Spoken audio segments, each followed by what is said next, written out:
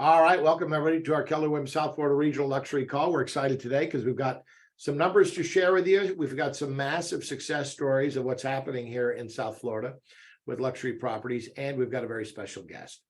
So as always, I want to bring in my co-host, Catherine Rain, who is our ambassador for luxury in South Florida. Catherine, welcome. Hello. Thank you. Hello to you all. Thank you for making time during the summer to join our call.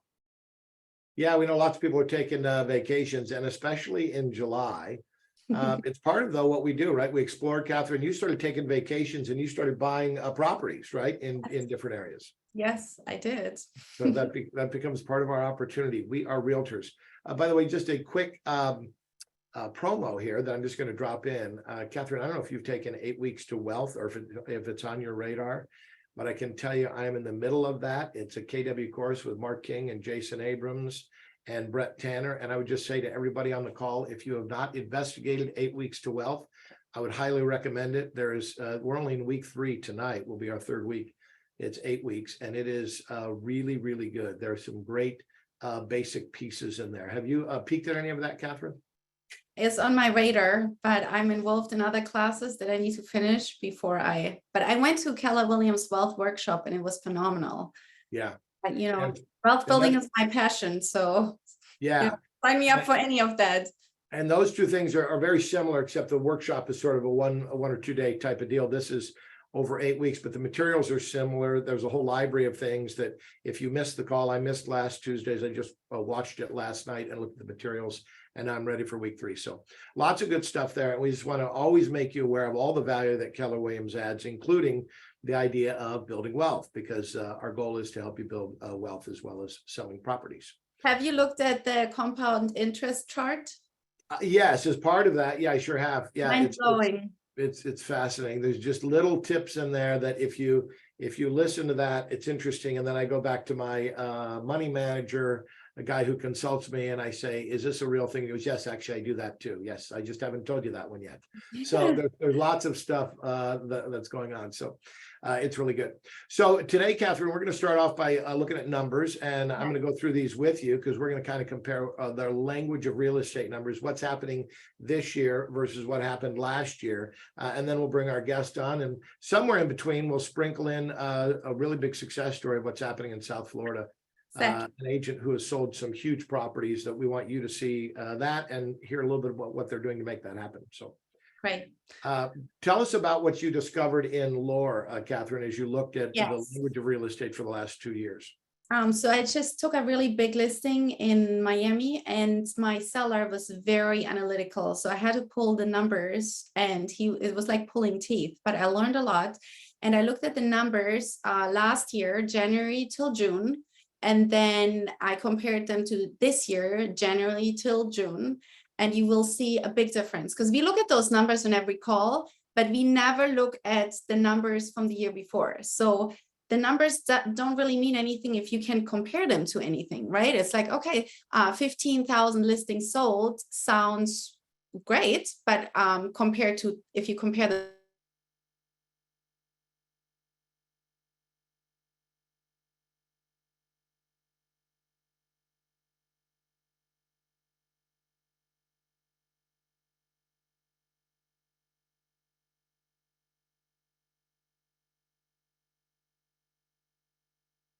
So did Catherine freeze and everyone else is still moving? Is it just Catherine who froze? Yes. and down. Yes.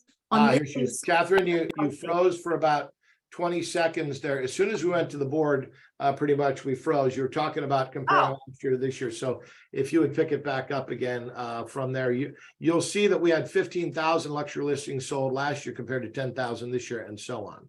So kind of take us through what you're thinking. Okay, so just real quick, we have storms here in Miami, and that's why my internet connection is going in and out. So sorry about that. Can't really control that. But what I was saying is we have this year compared to last year, 35% drop in listings sold, 36% drop in buyer closings, and over 34% 36% actually in agents who transacted over $1 million. So it's always important to look at the numbers compared to the year before, and the year before, because then you can see how can you change your business, how can you pivot. And I think in this market, what we really need to focus on is getting listings. That's the real art. Anybody can convert buyers, but the real art is having listings to get more buyers. It's leads, listings, and leverage, right? And that's true in every segment of our business. I like too, Catherine, that even though some of the total numbers have dropped off, there are still almost 3,400 agents, transactions involving referrals. So the referral piece of our business in this luxury network is massive. And we have a little thing coming up. Does anyone know what's coming up in August? It's a little thing in Austin. Anyone want to jump in and share what it's called? Who knows? Somebody save us. Who knows? What's happening in Austin, August 14th, 15th, 16th? Mega camp. Mega camp, right? So you can go to mega camp. Well, you could stay home. Number one, you could stay home. Number two, you could choose to go to mega camp and think of it as an investment in your future, both in what you'll learn and in the opportunity to get referrals. We've challenged your leaders in the market centers to get 100 guests to Austin, Texas, whether that's people from the market center or people from the marketplace. But you want to be there so that you get the secrets before other people in the marketplace get them, right? And all that to say the referral opportunity in here is huge. We've shared with you before that we have a luxury agent in the region who went to family reunion and got 20 pieces of business, 20 leads on business in just 4 days. Anybody on here, raise your hand if you would like to get 20 pieces of business, 20 leads in 4 days. How many people would like to have that? Somebody raise their hand. Would anyone want it? Would anyone want that? Yes, you would want that. Mark Benson, wouldn't you want that? I don't see your hand up. You'd want 20 leads in 4 days. This actually happened, but it came from being targeted and specific about saying, I'm going to meet 3 to 5 people at breakfast. I'm going to meet 3 to 5 people at lunch. I'm going to meet 3 to 5 people at dinner. And this agent actually sent me a video after 3 days of all the cards that she had collected. She had over 60 cards that she collected, morning, noon, and evening. And the scripts are really simple, right? When you start out in the morning, it's, hey, you're grabbing coffee. You say, hey, how are you? Boy, isn't it a great day? What are you looking forward to most? And at lunch, it's, hey, isn't it a great day? What have you enjoyed this morning? And at dinner, it's, hey, what did you enjoy most today? And that's it. And then it's just trading information and doing a referral relationship and coming back to Florida and sharing out so that you have, you reconnect with the person once you get back. If you do those pieces, your opportunity to build your business is huge. After 1 week, when we came back, the person that did this at family reunion had 5 leads and had given away 2 pieces of business. Within 3 weeks, it was 10 leads and 2 pieces of business. Within 2 months, it was 20 leads and 2 pieces of business to other people. So as you're making those follow-up calls, you just continue to get more and more leads. So I do want to chime in Yeah. also real quick, because I just did a breakdown of my income over the years. I've been now in real estate for 11 years, and my income went exponentially up once I started attending the conferences. So not just the referrals, but also the value and the information I got from those conferences was really career changing for me. Yeah. So we've got to thank you for that, Catherine. We've got a question in the chat box of how often you call the same agent. And the way I would do it is, Paula, is a 1 by 12. So, you know, we do it with our database of consumers.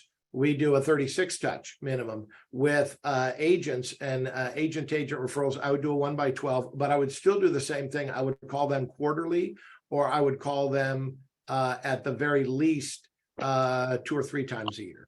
And you're just calling to say, hey, just check it in. Paula, hey, it's Mark from Detroit, Michigan. I remember we met at family reunion. I was checking in to see how you're doing. I wanted to remind you, I'm here in Florida. The market is still roaring and we're doing great. I was wondering if there's anything I could do for you. Well, I see you at Mega Camp. Great to touch base with you. I'll talk to you again soon. It's just a quick warm-up call. You just want to do just like you do with your consumers, right? You're reminding them, if you have any referrals anywhere here in the Tampa Bay area, the Florida area, just let me know and I'll help you.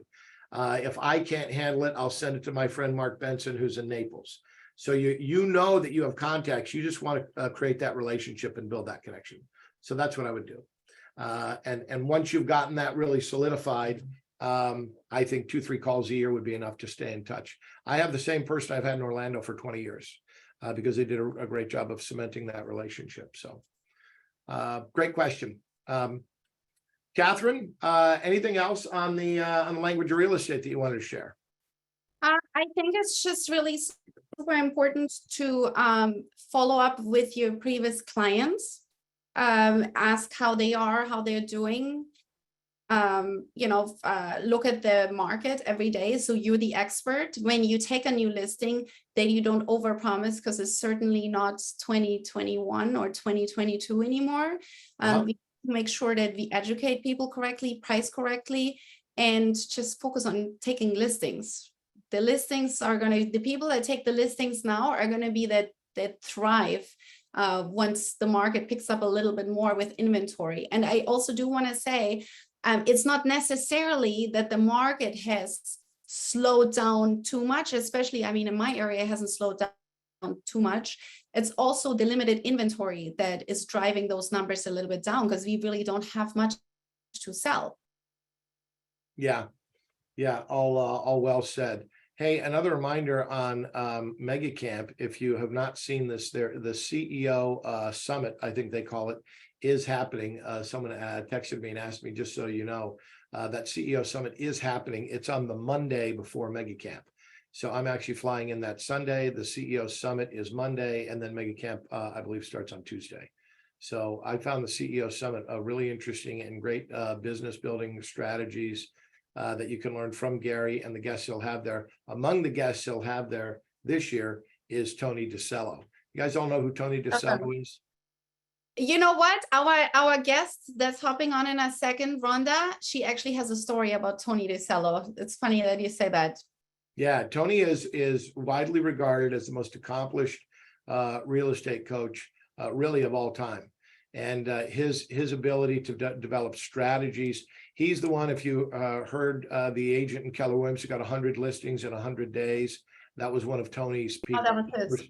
Person had never taken more than 30 listings in a month. They took 100 listings in 100 days. So it was really powerful. So Tony will be one of the guests at the summit. And I would just really I just read Heather Edwards. She just took 12 listings in 30 days. I thought that was pretty remarkable too. 12 listings in 30 days is good. Yeah, absolutely. 100%. Yeah. Mm-hmm. So I see Rhonda has jumped on here. Catherine, do you want to introduce our guest and share a little bit with her? Let's get started. After looking at the numbers. Oh, one more thing I want to say to the numbers. We don't show you those numbers so you get depressed or discouraged. We just want to show you reality so you can act accordingly and take action and pivot. Okay. All right. So let's start with our fabulous guest. Today we have Yuta in the house. I'm very grateful she's jumping on early because it's for her the morning. So Rhonda Berdina, welcome to our luxury mastermind call. Thank you so much. I'm excited to be here. Great. Awesome. So tell us a little bit about your production last year and your team structure. Yes, our team structure, we call it lean and mean. It's really my husband and I. We have a part-time buyer's agent and a part-time assistant. So it's us. On the residential side, we did 27 million. On the commercial side, I'd have to look at his numbers. My husband does commercial, probably another 10 or so. So that's really our structure. And that is one of my pain points. I know that we need more leverage, and that's something that we need to focus on. So. Awesome. Well, thank you for your honesty, because we are all not perfect, right? Very transparent. Yes. And you said to me that your assistant is your daughter. It is. It is. Our college age daughter is currently our assistant. So when she graduates, I'm not sure if we're going to be able to keep her or not. So that's my goal. So yeah. It's a family business. It is.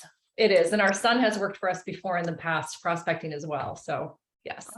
Awesome. And you are not born and raised in Utah. You are a transplant. Tell us a little bit how you got to the area and what you thought about it in the beginning, and then how you kind of fell in love with it. Sure, very interesting. We're actually from Michigan originally. We're from the Upper Peninsula of Michigan. So I always tell people there's more deer than people there. There's not a lot of people there. We were there. My husband joined the military and we literally traveled all over the world for 21 years. He retired. We actually, right before he retired, we built a home in San Antonio and thought we were going to stay there forever. And if you know anything about the military, you can't make those plans. He got orders to Utah 2 weeks before his 19-year mark, so we could not turn those orders down. We figured we'd come here, finish out the assignment, and then go back to San Antonio. I actually worked for the government at that time as well. So we came here, and I think within a week, I knew I wanted to stay. It's just, it's every, of all the places we've stayed, this is the only one that I really felt, except for San Antonio, that I could live here forever. So here we are, 12 years later. And we are here and no plans of moving. So why Utah? Sell us on the area. Oh, it's so easy. I absolutely love it here. We're high desert. So we're north of Salt Lake. We've got mountains, we've got a ton of skiing, a ton of hiking, and the seasons are very, very strong. So right now, I think we're supposed to be 102 again today. So people don't really expect that here. We're hot and dry. And then the winters, I used to describe them weak compared to Michigan, but last winter we got hit pretty hard. So the winters can be a winter, but then it's over and here we are in the summer. So yeah, I absolutely love it. So you are a nature lover. I am, definitely. Yes. Awesome. Yes. Well, we're gonna look later at a few of the properties that you picked for us, because Okay. we always want to showcase what can our buyers that we send to Rhonda to buy in Utah get for the money. And we have different price ranges starting in the high 400s all the way to almost 5 million. So we're gonna look at that in a little bit. So Rhonda, you told me when we did our prep call that you love prospecting. Tell us a little bit about that. Your whole mission behind it. And then I also want to know, like, on a day-to-day basis, like, how does it look like in particular? Okay. I will say one thing, a minor correction. I don't love prospecting transparency, but I love the results from it because people don't do it. So it was so interesting when I hopped on the call and the first thing I heard was Tony DeCello. And like you mentioned, we talked about him yesterday real briefly.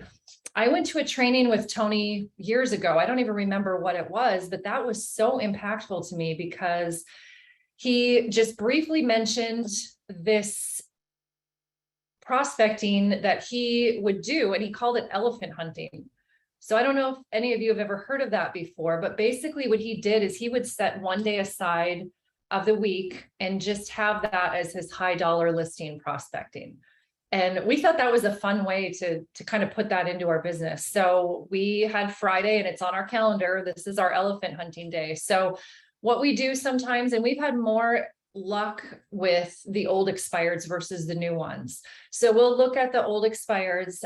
In our market, anything over $1 million is considered luxury. So we'll take those and we'll really dial the list down. I don't call every single one. I call the ones that I think, yeah, this is a great listing. Why didn't this sell? So my script when we call them is just really, it comes from curiosity. I never say I have a buyer unless I truly do, but it's more like, I'm really surprised. I saw your beautiful home left the market. It didn't sell. Do you still want to sell, or what are your plans there? And get them talking that way. And we've had great success with that. Our biggest listing actually came from, it was actually a cold call. So that works. So where do you get your lists from? Sometimes I've used the Coles. If I'm circle prospecting, I'll use Coles. We've used Land Voice in the past, but right now we get the most luck from Vulcan 7. Okay. So what say, it is Friday. Tell me how you start your day, and then at what time do you go into the calls, and for how long do you call? Usually around 9 a.m. I know in a lot of the trainings, we were told 8 to noon or whatever. We've kind of figured out 9 a.m. we get the most answer rate. So anywhere between 9 to 11 and very focused calling. And I think a lot of people over the last 10 years, I've seen a big shift where people really don't prospect as much anymore. And because we still do, we're having more results. I think just less people You're are saying calling. people are getting too lazy to pick up the phone. Yeah, they want the people to call them, which I totally understand. It's a lot of fun when somebody has a come list me call, but we're out there digging and getting the people that are like, yeah, I actually did want to move. I just haven't taken that step to list yet. And then we talk to them. So Do that's you where give a script for that, or you just have a conversation and it's really a conversational, I know where I want to be and I've practiced the scripts a lot. So it's really just coming from curiosity. Just, hey, I saw, did you guys change your mind? I'm just curious. We have people moving from, wherever, and I think your house would be great. So just kind of talk to them a little bit and see what their plans were. okay, great. So one of the other things you mentioned to me is you're great in referrals. And we just mentioned that Mega Camp is around the corner and encourage people to sign up because it's great for referral opportunities. I want to know from you, how do you build your referral relationships and how do you keep your referral partners happy and how do you stay in touch with them? Oh, that's a good question. So my husband, I mentioned, was retired military. So we have a lot of military clients that have moved in, moved out. And we really have, before Command has that awesome map in there where you can see where people come and go, we kind of developed one of our own where we would have a list of agents at each base, and where we would see a lot of people leave Hill Air Force Base here in Utah and go to wherever. And we really developed a relationship with them. I have one agent in California. He works the San Diego market. We've probably done 15 referrals with him back and forth. So that's been great. As far as keeping in touch with them, it really depends on the agent. Sometimes if I find out that our mission at Hill has changed a little bit and we're going to see more referrals going, we've seen a lot go to Probert Field in Florida. So we'll kind of contact them and say, hey, heads up, we've heard that this unit is moving, and just kind of providing value to them so that we're top of mind. Great. That's amazing. Okay. So now that, we just looked at I don't know if you saw that, but we just looked at the luxury numbers from compared to January till June this year. We are 35% down pretty much throughout the board on buyers, listings. Do you feel that in your market too? We definitely do.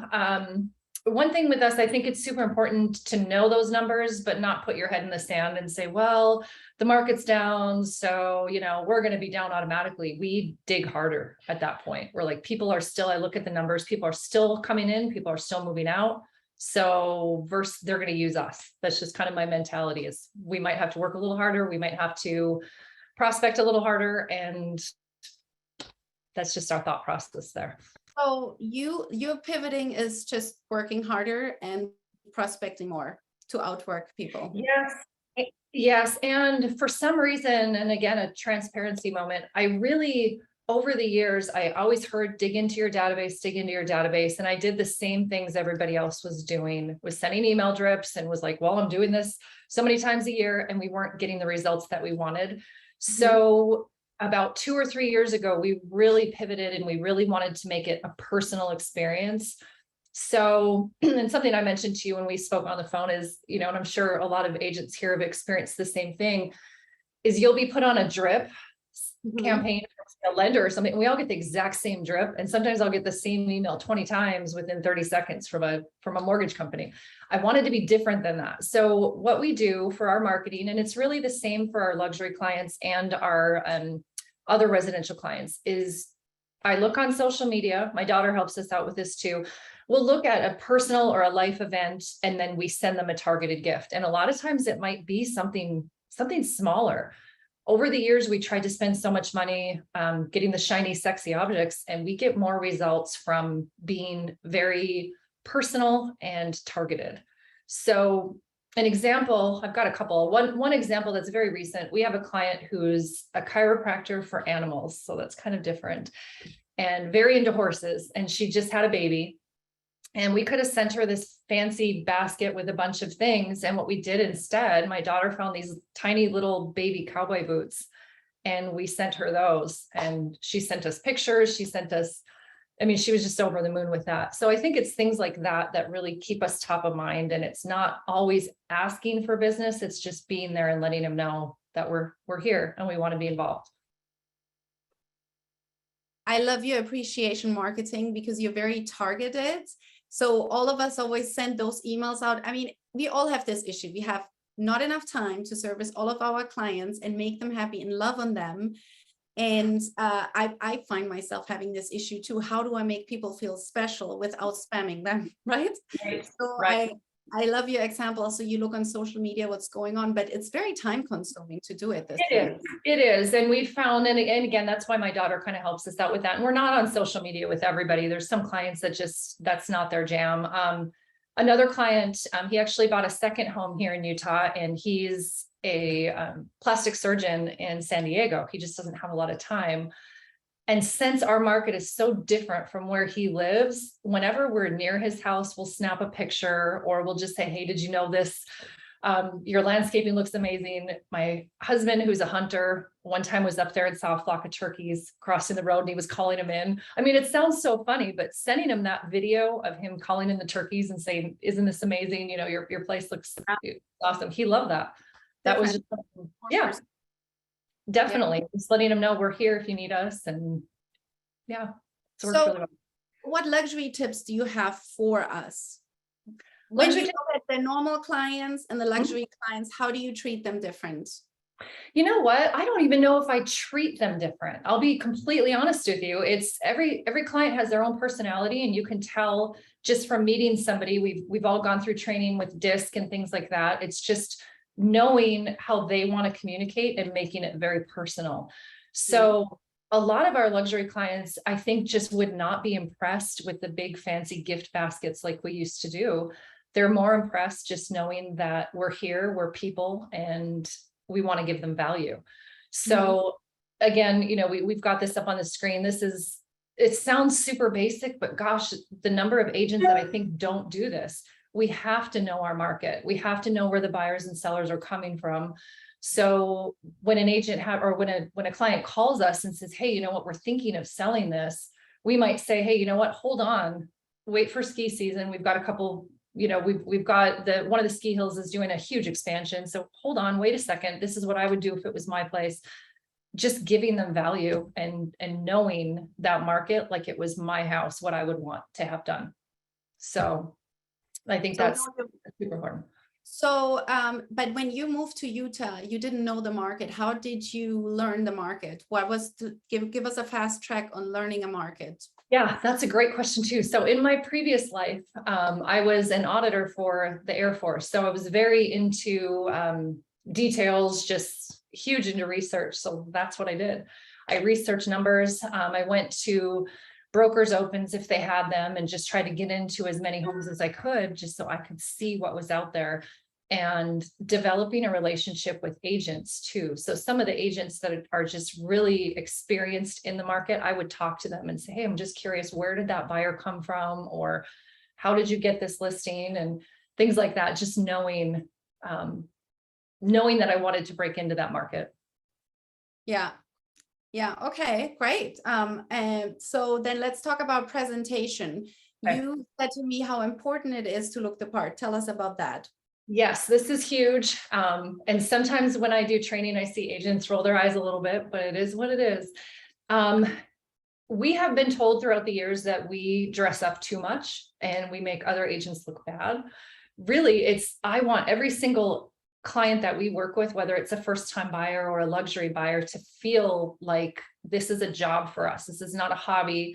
You're never going to see me in a hoodie and ripped jeans knocking doors. And I've seen that happen with agents. And I think you should always look like you are the agent, you are the professional. So we've had buyers that maybe they were first-time home buyers, $400,000 or $500,000 buyer, refer us to their parents, their grandparents, their boss, because they felt like we gave a luxury presentation, you know, that we made them feel important. So that's why I think presentation is important. And I would imagine in your market too, with your weather, I'm sure people just, it's common to be wear flip-flops. Yes. A lot of them do. I don't, but yes. I totally see that. And I think too, it's, and I'll say this with a caveat, if I'm in the valley looking at a home that's maybe more of a mountain, I will dress to that. I'm not going to wear heels if I know I'm going to be walking around on a mountain, but I'm always trying to be maybe one step above where the clients are at, if that makes sense. Exactly. There is one agent A who's little bit more casual, you Yeah. dress a little bit down. Correct. I just kind of know where I'm going to be so that if they want to take me out back and show me where their horses are, I can actually walk there. I'm not going to be in heels. So kind of common sense stuff, but we do always want to be professional looking. Okay, Rhonda, we're gonna take a little break here because we have a testimonial from our South Florida luxury agents. She's only available for like 10 minutes. So we're gonna bring her on real quick and then we're gonna come back to you, okay? Perfect. Awesome. Mark? Yeah, well, thank you. And I'm really enjoying listening to our conversation with Rhonda. She's going to share some photos and some tips in just a bit. So that'll be really good in the second half of our interview. We want to bring in Kim Rodstein because Kim popped on today. She's had a couple of really big deals, and we just wanted to share that with everybody. Kim, congratulations, and thanks for joining us. Thank you. Thanks for having me. Sorry for the reverb. I'm in Dustin's new office. He Okay. took over Jenny, so there's no acoustics here. Well, it's adding special effects, so that's good. So we have a couple of big deals that you had. The first one was like a $22 million deal that you did. Tell us about that one. We'll see a picture or two, which I think you posted on Facebook. You Right. have the buyer on both these deals. So first of all, tell us about the property, and then we'll ask you how you cultivated this buyer. Sure. So this is a very unique property located in Bal Harbor. It's one of the only penthouses that was available at the time, but in this particular building called Oceana. It's 2-story. It's about 5,000 square feet under air with a 5,000 square foot rooftop terrace that has outdoor kitchen and a pool, jacuzzi, cabana. It has views of both the Atlantic Ocean, and then you have views of all of Miami, if you will, and the Bay. So it's quite spectacular. It's an interesting story how this kind of came about. My clients who happen to be neighbors of mine. I live in Bal Harbor, which is it's a really prominent, wonderful neighborhood. And I've met a lot of my neighbors that have become friends and also clients of mine. So it's really about integrating yourself in your community. And that's how I've met a lot of my clients. Ironically, one of my neighbors needed to do a 1031 exchange. We were looking at an off-market property in my building, and we ended up missing out on it. So I took her to this building and I said, look, let's go see some properties in here. They were 3 million, a little bit more than she wanted to spend. And they fell in love with the building. They'd never been in there. So we went from seeing a $3 million to a $10 million to a $25 million penthouse. And at the end of the day, they ended up falling in love with the penthouse. And then we negotiated. It was probably one of my quickest transactions, about 48 hours to get the deal done. And we bought it with the furniture, and it's a pretty spectacular place. So Wow, yeah, that's a pretty broad budget. So Yeah. what a great surprise and a fabulous property. So Yeah. if you were going to give one tip to everyone who's listening, how did you stay in touch with this buyer? So as I said, these are neighbors. They were neighbors. We met at the dog park. So I encourage anybody who has a hobby or has, if you play tennis or you golf, wherever you hang out, if you will, or socialize, really get to know the people there, because you don't know what one connection may lead to another connection. I became friends with my neighbors at the dog park like 10 years ago. And through that, we've built up such a good rapport, and we've just established like a very solid friendship, and they've referred business to me. And they also know that I'm not a pushy realtor. I don't sit there and try to sway them into buying property. They just know like I'm the go-to realtor, especially in my particular neighborhood. So my one bit of advice is to really just immerse yourself in your area and really get involved with your community and get to know your neighbors, especially like us. We live in a condominium. It's much easier for us to meet more people versus in a single family environment. But there's so much opportunity out there. Yeah, so what you're saying is all the neighbors count, all the neighbors count. How many times it was said, up, son of a gun, the Thompson sold. Why didn't we remind them we're realtors, right? So all the neighbors count. I love that. And stay in touch with them. The second one was about a 10 or $15 million property. And tell us how you got this buyer. It's beautiful. Right. Oh, So this is a fascinating story. So this client of mine, I met a few years ago online. We stayed in touch. We became friends on LinkedIn. He's not on any social media outlets. So we've always remained in touch. He's also in my database. And about 2 years ago, he was looking to relocate his entire company, like 200 employees, down to Florida. And we spent about, took forever. It would seem like 2 years. We took about 6 months and saw about 40 properties and found a beautiful home for him in the same area as this particular property. Sadly, he's going through a divorce, and he had received my email blast about my sale at Oceana. And he sent me a text to congratulate me. And then we started talking. He's like, well, I'm getting divorced. I need you to buy, I need to buy a new house. And so that's how this deal just occurred. And I'll be selling the other house, which is also about, I don't know, $9.5, $10 million home that we'll be listing in probably like 2 or 3 months from now. awesome. So, all right. So the second tip I hear you saying is put people in your database, neighbors or otherwise, and then let Yes. them know about the properties you are selling and the business you are doing. It creates validity and interest and inspiration sometimes to buy, right? These lessons don't have to be earth-shattering. They're typically fundamental. It's what Rhonda, Catherine had shared about Tony DeCello. Tony is a master of the fundamentals, and this paid off in a huge way for you, Kim. So we're so proud of you. We're so happy for you. Thank you. And we congratulate you and thank you for spending a few minutes sharing those tips with us. Thank you. Thank you, Kim. No, thank you guys for having me. Sorry to cut in, but I gotta go. Bye. Thank you. All right. See So ya. those are tips that are really solid, and we love that Kim shared those, and we know that you've got some other great tips coming from Rhonda, right, Catherine? Yes. Rhonda, you still here, right? Here, I'm here. We didn't lose her. Yes. No, that was great. Impressive, right? Those sales, impressive. Yeah, that is amazing. Kim is in my office. I'm so proud of her. It's really amazing. Okay, so we were talking about presentation. So you know, if you have a client that's dressed a little bit more casual, you're not dressing all the way up, Right. but Right. you want to be dressed a little bit better than the client. Right. I'd say one step up is kind of our target. Yeah. We don't want people to feel uncomfortable by any means, but we want them to see us as professionals. So. Okay, great. Okay, so let's go to your third point. Mm-hmm.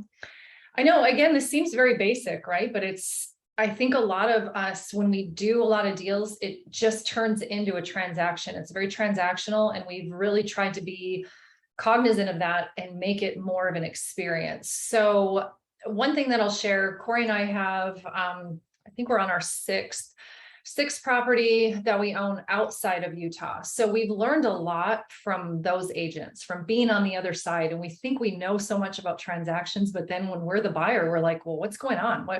We haven't heard anything. Do we need to do anything? So it's just treating every person like it is their first transaction and it's our first transaction. We walk them through every step. There's a lot of communication. And we try to make it fun for them too. We try to make it stand out a little bit versus just, you know, I don't know if this has ever happened to you if you bought a house, but when someone just signs you a document, you don't even know what it is, and they just want you to sign and send it back. Just little things like that. I can't believe agents do that. So it's, when I bought my mountain homes, I was shocked. I didn't even get closing gifts. Yeah. So yeah. I'm like, okay. Yeah, exactly. So it's just keeping in mind that this maybe is your however many transaction of the year, but it's that person's first one. So making it an experience. And again, we try to personalize things. We don't want to give everybody the same closing gift or the same, whatever. It really depends on their personality. So that So takes you some more listen to them. You listen to them, find out what they like, what personality they have, and then you customize a gift to them or an experience. Correct. And it takes more effort for sure, but funny Yeah. enough, it usually costs us less. Mhm. So instead of doing this, grand thing, we give something very personalized to that person. So Awesome. So I want to look with you at a few of the properties that you pull. So everybody pay attention, because this is what you can tell your buyers about what you can buy in Utah, and we can get a little bit of feel of the price point. So, Yeah. okay, house number 1, that looks beautiful. yes, this is an amazing house. And I'll tell you a little story about this one. We brought a buyer through it and she didn't buy it because of the seller. So the reason I wanted to show you this though is, and unfortunately you can't really see in the photos, but this is on a ski hill and the ski lift goes pretty much through the backyard. So it's a ski in, ski out. It's on the backside of Powder Mountain, and it's becoming a very exclusive area to be.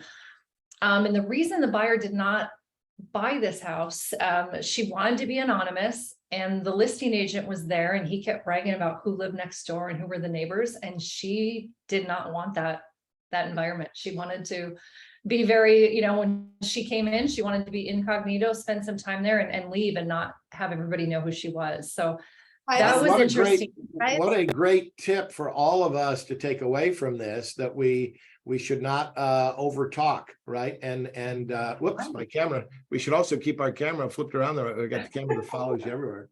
Got the wrong side of the office. Anyway, what a great tip. I didn't want that to go unnoticed, Rhonda, that on either side of the transaction, we should be tuned in to the client and who that person is ahead of time, rather than just blathering about anything under the sun. That's Absolutely. And he's a fantastic listing agent, but he wasn't reading the room.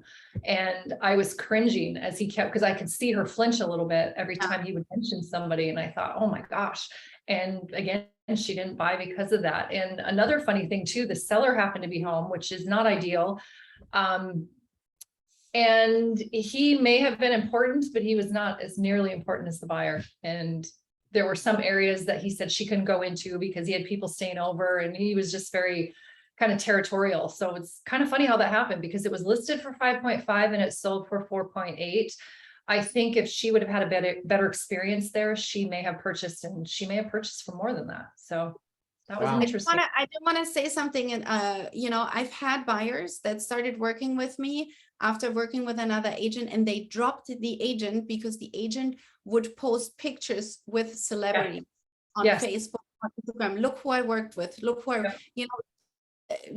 to be discreet when you work with high-end clients and high net worth individuals, I think is so important.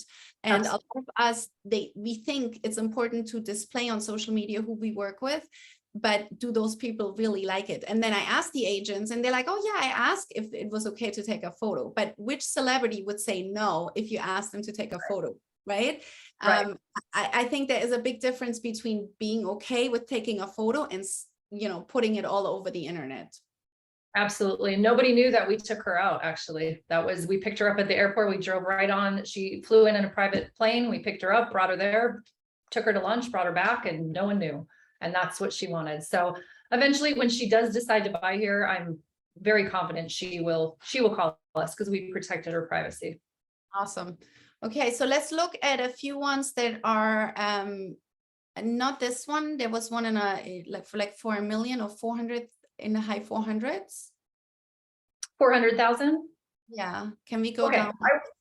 Yeah. And the reason I wanted to show that one, I think this is such a great opportunity. And I've been, it was a condo. There we go. It was a condo in Salt Lake. And I've been eyeing this complex for a while. Reason being, my husband and I do short-term rentals.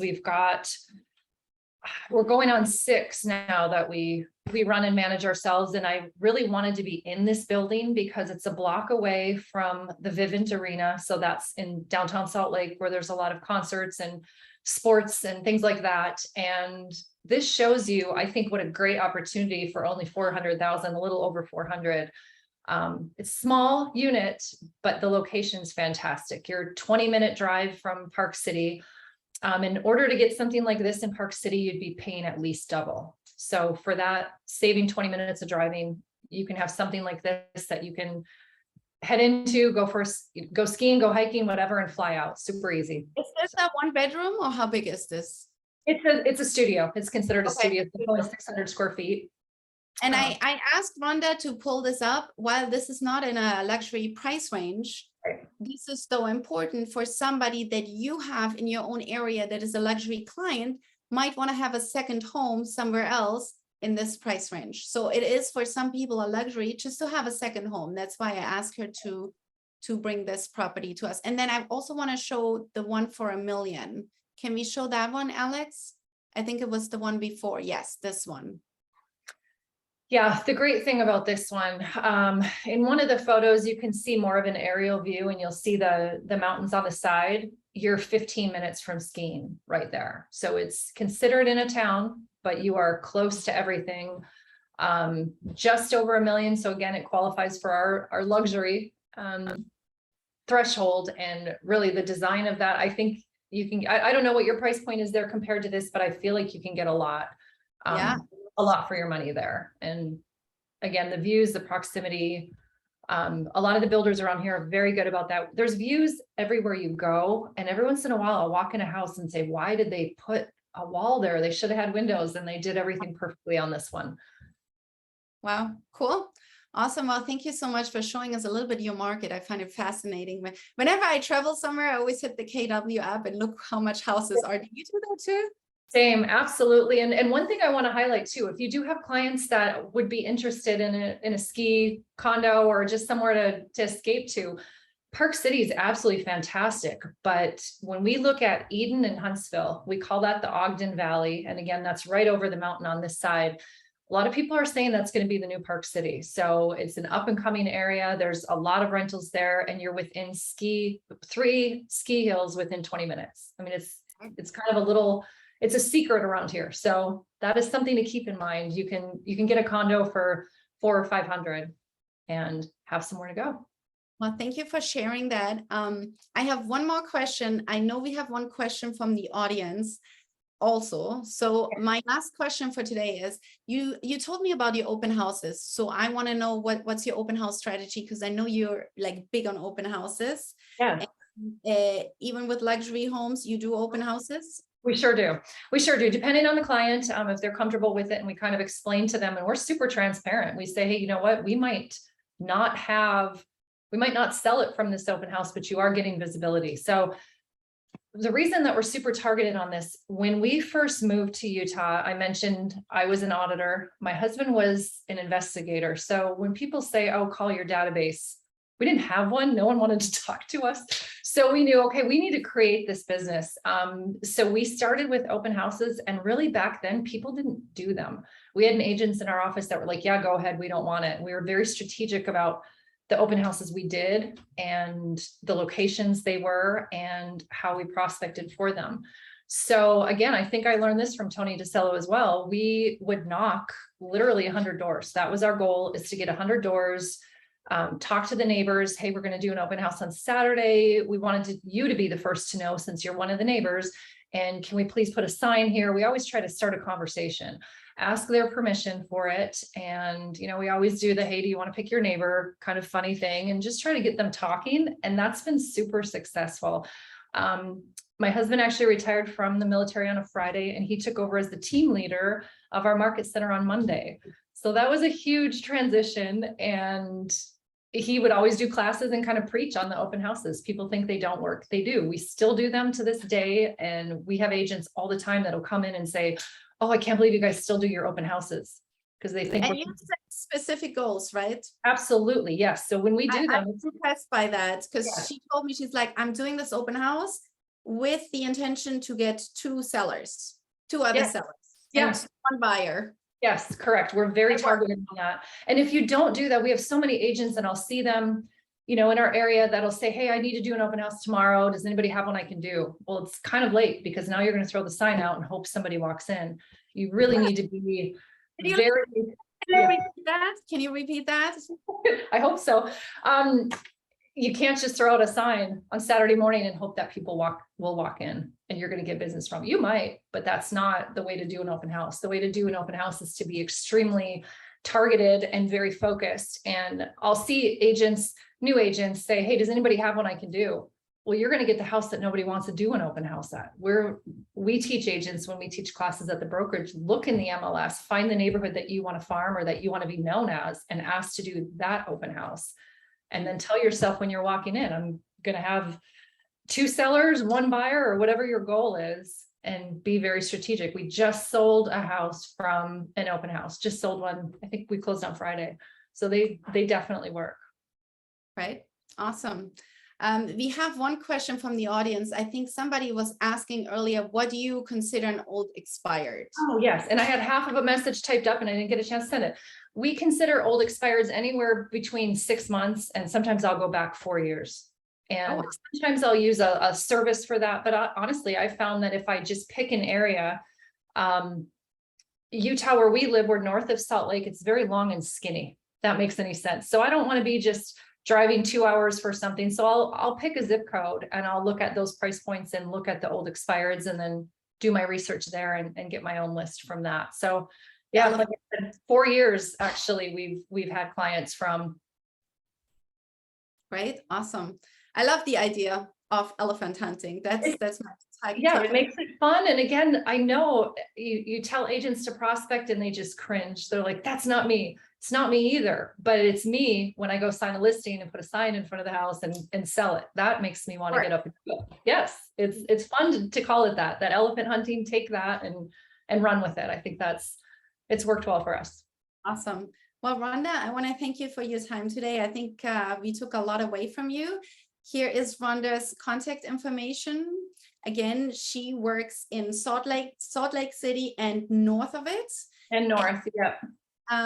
If you have any questions about her area, any questions for her, you can contact her. And of course, if you do have a referral, please reach out to her because she was so gracious with her time today. And thank you again, Rhonda.